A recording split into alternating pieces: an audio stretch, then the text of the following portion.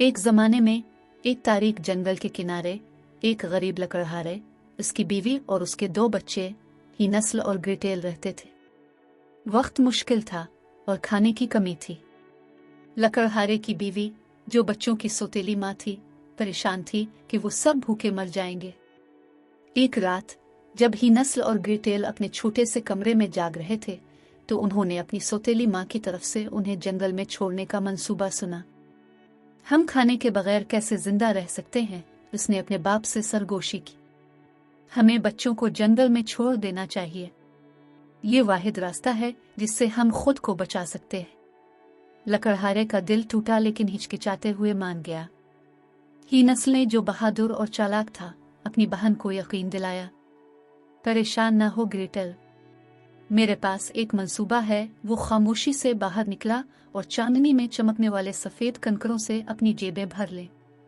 अगले दिन लकड़हारे ने ही नस्ल और ग्रेटेल को जंगल की गहराई में ले गया।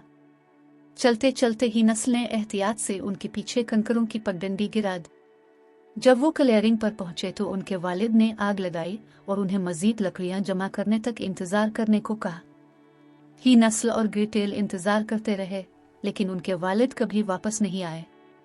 जैसे ही रात हुई, ग्रेटेल रोने लगी, लेकिन ही नस्ल ने इसे तसल्ली दी। परेशान न हो ग्रेटेल, हम अपने घर का रास्ता तलाश कर सकते हैं।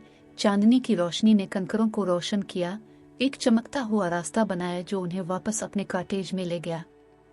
इनके वालिद उन्हें देखकर बहुत खुश हुए, लेकिन उनकी सौतेली माँ गुस्से में थी। कुछ दिनों बाद सौतेली माँ ने ही नस्ल को मजीद कंकरियां जमा करने से रोकने के लिए दरवाजे और खिड़कियां बंद कर दे। उसने एक बार फिर लकड़ी काटने वाले को बच्चों को छोड़ने पर आमादा किया, इस बार जंगल में मजीद गहरा। ताहम ही नस्ल के पास बैकअप प्लान था।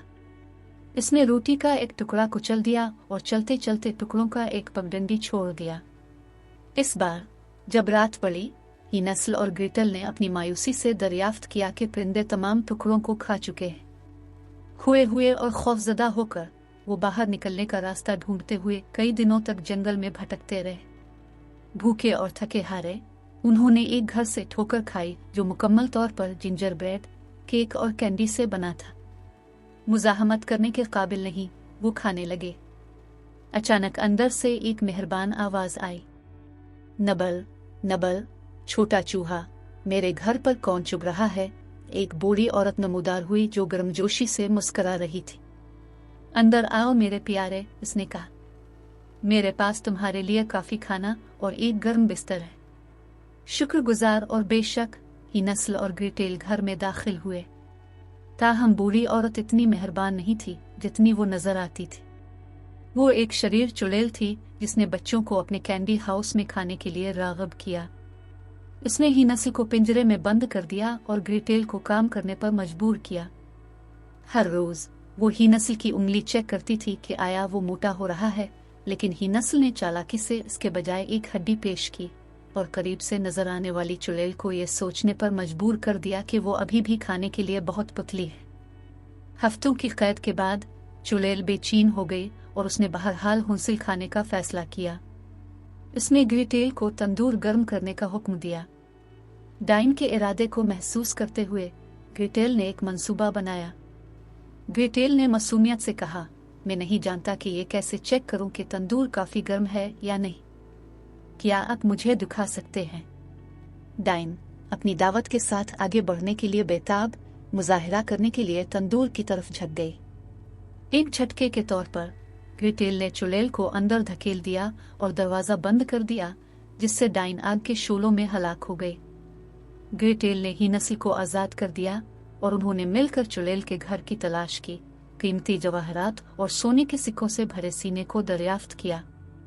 अपनी जेबें भरकर वो अपने घर का रास्ता तलाश करने के लिए रवाना हुए। कई दिन घूमने के बाद आखिरकार वो जंगल से निकले और अपनी झोंपड़ी में वापसी का रास्ता तलाश किया। इनके वालिद इनको देखकर बहुत खुश हुए और रोते हुए उन्हें छोड़ने पर माजरत की। उन्हें मालूम हुआ कि उनकी सौतेली माँ मर गई है और उन्हें अपने प्यारे बाप के साथ खुशी से रहने के लिए छोड़ दिया है। चुड़ैल के खजाने के साथ उन्हें दोबारा कभी खाने या पैसे की फिक्र नहीं करनी पड़ी। ही नस्ल और ग्रेटेल बहादुरी, चालाकी और अपने बहन भाई के बंधन की मजबूती से अपनी आजमाइश से बच गए थे, और इस तरह वो हमेशा के बाद खुशी से रहते थे।